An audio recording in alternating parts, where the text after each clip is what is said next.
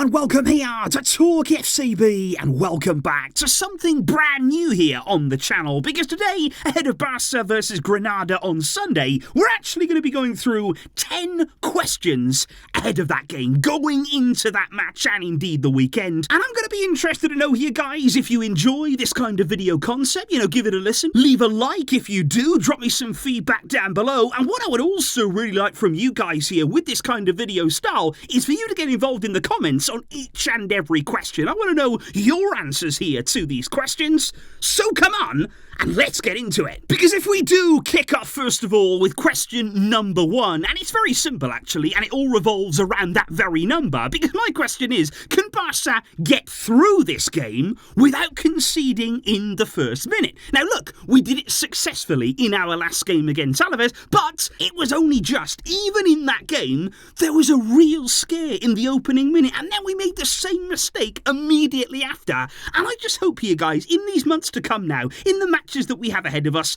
please, can we just get some focus back? Please, can we start having some real concentration at the start of games, start as you mean to go on, and that will help us. Which brings us on then to question number 2, which to me is all about preparation, all about having some rare time on the training ground throughout this week, because my question is, are Barca going to improve after having more than 1 week's rest ahead of this match? Because really, guys, throughout the year so far, it has been unheard of that we have several days in a row without a game here. We have had matches every 3, every 4 days, spanning several different countries as well there in the month of January, and even more so if you think back to the mid-season friendly we had in America. It has been a nice time here to have days in a row on the training ground, away from all the noise, away from all the pressure that's been building, just to have a bit of a mental reset. And I think Xavi as well would have really benefited from that, especially everything that he's had to go through of late. So can Barca improve after that period of rest? This Sunday's match, though, against Granada, will see Barca come up against opposition that are currently slumped right now in 19th place in La Liga. And honestly, for Granada, relegation is looking like a real possibility. So my question off the back of that there is, could we finally see a convincing display, a convincing win against a team from the bottom 5 in the division? Like, come on, guys, surely we're capable of doing that. We have the players, we've got the quality to do that here. Because looking so far this season at our results against the bottom 5, when you're looking at these games and the opponents, yeah, there's wins there. We've recorded several wins in these matches, but look at the goals conceded. Look how close all of those matches are there. That is not good enough. We need to have convincing wins. We need to have wins here that get some confidence going. Can we do that on Sunday? And I think certainly, guys, when you're looking at the game, looking at the personnel that we could see potential changes there in the lineup from Xavi, one thing I'm really going to be watching out for is Andreas Christensen. Are we going to see a repeat of the Christensen experiment that we saw against Alaves there, where Christensen, of course, was deployed in a defensive midfield position, and I thought things worked well there. Obviously, we won the game. Obviously, there that helps, and you start to feel as though things went better because that happened. But I think here, let's continue trying new things, and I'm happy to see here that Xavi is looking to experiment a little bit more and actually try a few new things in the team, because I'm actually wondering here, looking at Xavi, are we already seeing some of the release of pressure on his side since the announcement that he's made that he'll leave the club at the end of the season? Does he feel as though now I'm a bit more free, I've got a bit more freedom in this team to just try a few new things without the intense pressure here, without the extra scrutiny on his shoulders and his position? And that is why maybe we might see more of these things to come. Speaking though about experimentation, speaking about trying new things and maybe the players that we'll see in games like this, I want to talk here about Cado, because I saw this week an absolutely extraordinary stat when it comes to him. Cado has been called up to the first team squad of Barca on 34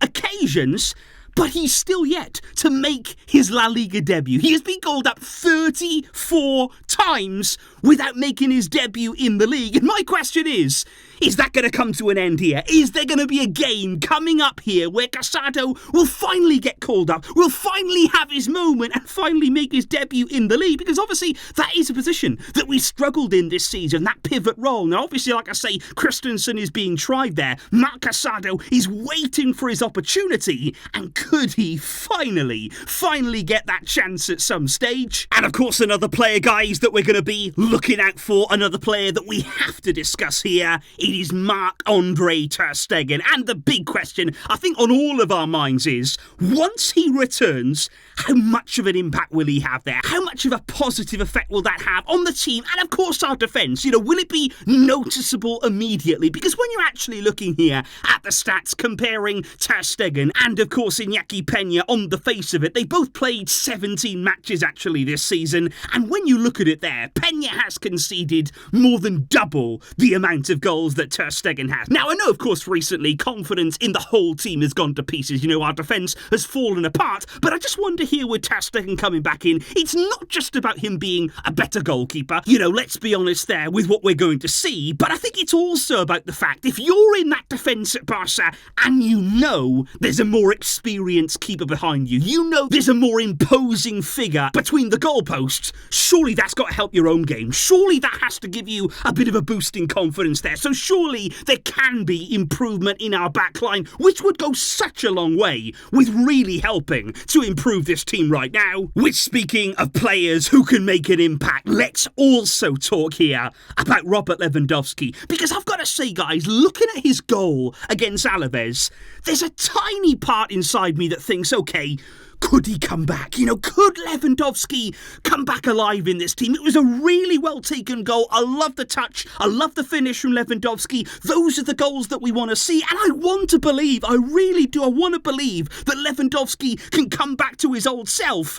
But is it still in there? Is the Lewandowski that we saw at the start of his Barca career, when every touch, every moment, every finish was so well calculated and so efficient was his game, is that still in there? Can that come back? And when you're looking at the way that he started this year compared to the way that he ended 2023, you know, there is a bit of a difference. There is, I would say, a bit of an improvement there in Lewandowski's level. He has now scored 5 goals in 10 games in 2024. But what's interesting about those 5 goals is that they are across 5 different games. So he is starting to contribute more regularly in several matches there with goals, which is what you want. But you still need more. I think in terms of the overall performance, you need Lewandowski there to keep raising that level, for the confidence to well and truly come back. Only then can we truly believe. But let's see on Sunday if he can add to that confidence. At question number 8 here though, guys, and something else that you should be keeping in mind and watching out for on the weekend is actually Barca's home record. Because there has been lots of debate this season about just how much, you know, playing away from the Camp Nou has impacted us in terms of our home form in particular. And I think when you're actually looking at the stats, you can quite clearly see there's been a knock-on effect there. We obviously haven't been as prolific at the Olympic Stadium. We haven't been as imposing there. 5th in the league right now in terms of the best teams at home. We're a long, long way behind Atletico Madrid. But it's also there not only about the points for me, but also the goal difference. We are still nowhere near the others there in terms of how convincing our games, our wins have been. And that has certainly been a problem at home as well this season. We need not only better results, but also better performances. And can we make an improvement on that home record on Sunday against Granada? Because at question number 9 here, the all-important one ahead of the weekend is, can Barca make up more ground in La Liga, in the title race? Because obviously right now we are 8 points behind Real Madrid, we are 6 points behind Girona in second, but this Saturday the two of them will go head to head in La Liga. Barca will be sitting and waiting for an opportunity. We have to be ready to pounce, because I just want to show you here, in the event that, say, Real Madrid and Girona drew on Saturday, Barca could then go within 6 points of the top if we win against Granada. So there will be opportunities, there will be moments here that we have to make sure that we capitalise on, and that means winning on Sunday. But the very final question, and maybe the most important question of all heading into this weekend, well, will we see any poor refereeing decisions in La Liga? Will we see, for instance, a decision that is completely made up in order to hurt Barca? That's something that we should be watching out for. That is something that we have to watch every single match day. We're watching the refs, we are watching the decisions, and let's wait and see if we witness any more blatant robberies. So indeed, guys, those right there are 10 questions ahead of Barca versus Granada on Sunday. Like I say, let me know your answers to each and every one of them down below, or just the ones that you are most passionate about. And do let me know, like I say, if you did enjoy this concept, just trying to switch things up here on the channel. And of course, I will see you soon with lots more videos on the way. Let's hope for a good win. Let's hope for a positive performance on Sunday. Come on, Barca. Let's close that gap. Thank you indeed for watching, guys, but until next time, as always, Visca, El Barça.